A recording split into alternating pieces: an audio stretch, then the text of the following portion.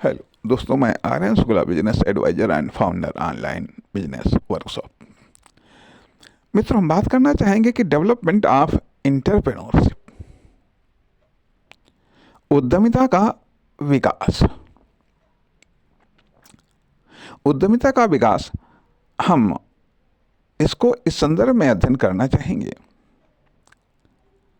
कि अब जो व्यक्ति जो व्यक्ति उद्यमी नहीं है, या व्यक्ति खुद के अंदर उद्यमिता का विकास कैसे करे,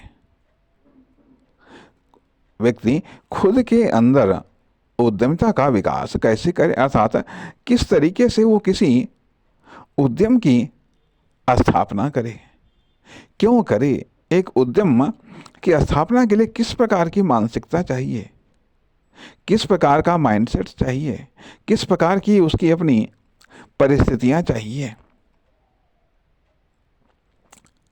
किस प्रकार की स्थिति चाहिए, किस प्रकार का उसका परिवेश चाहिए, या किस प्रकार की उसकी मनोदशा चाहिए जो कि उद्यमिता के विकास में या उद्यमिता के विकास के लिए महत्वपूर्ण होती है। अर्थात कब कैसी कंडीशंस में उद्यमिता जन्म लेती है, कैसे इस प्रकार के आइडिया आते हैं, कब आते हैं, कब प्लान बनते हैं, कैसे बनते हैं, या किसके दिमाग में क्यों बनते हैं। जहाँ तक कि ये पाया जाता है कि जिसके पास में पैसा है, चाहे वह सरकारी सेक्टर हो, चाहे वह प्राइवेट सेक्टर हो, स्वाभाविक बात है कि वो नए नए प्रोजेक्ट वो लॉन्च कर सकता है, लेकिन लॉन्च कर सकता है और उसके पैसा है तो उसके पास में टाइम भी है। लेकिन दूसरी तरफ जिसके पास में पैसा नहीं है, वो कैसे कोई प्रोजेक्ट को लॉन्च कर सकता है।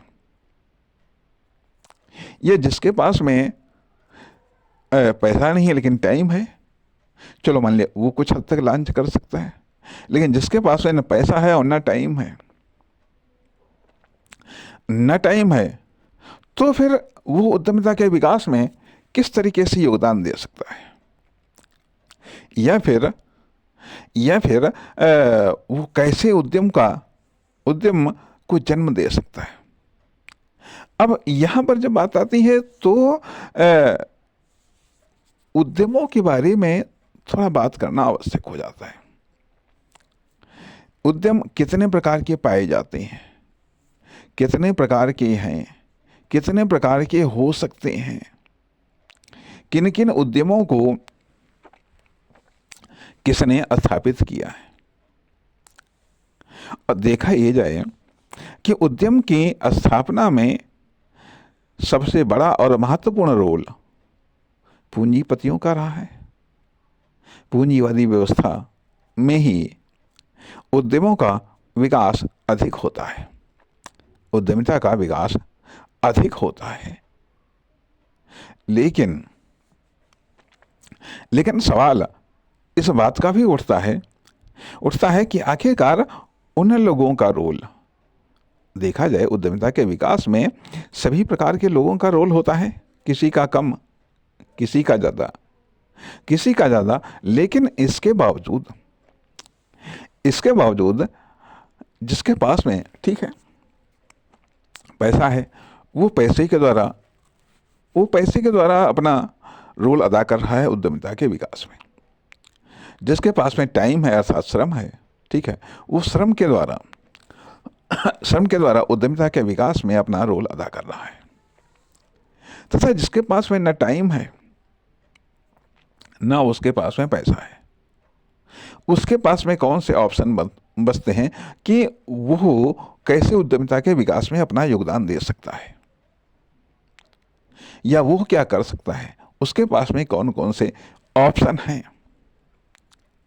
उसके पास में कौन कौन से ऑप्शन हैं। तो हम ये पाते हैं कि शायद वह अपने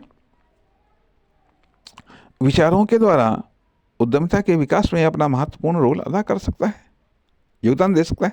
लेकिन उद्यमिता के विकास में, ठीक है, पैसे का योगदान स्पष्ट हुआ, वर्कर का योगदान स्पष्ट हुआ, फिर विचारों का क्या योगदान है? उद्यमिता के विकास में विचारों का योगदान क्या है?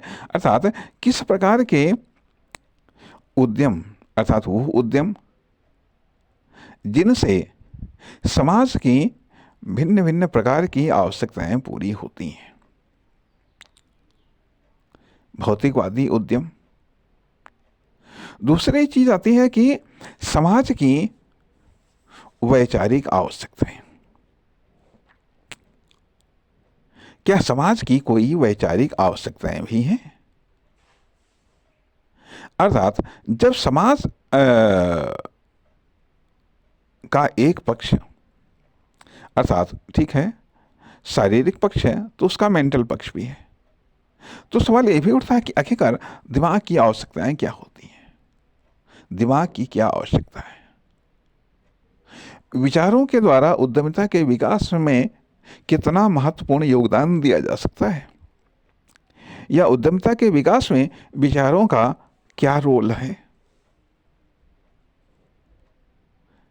किस प्रकार के विचार उद्यमिता के विकास में अपना महत्वपूर्ण रोल अदा करते हैं?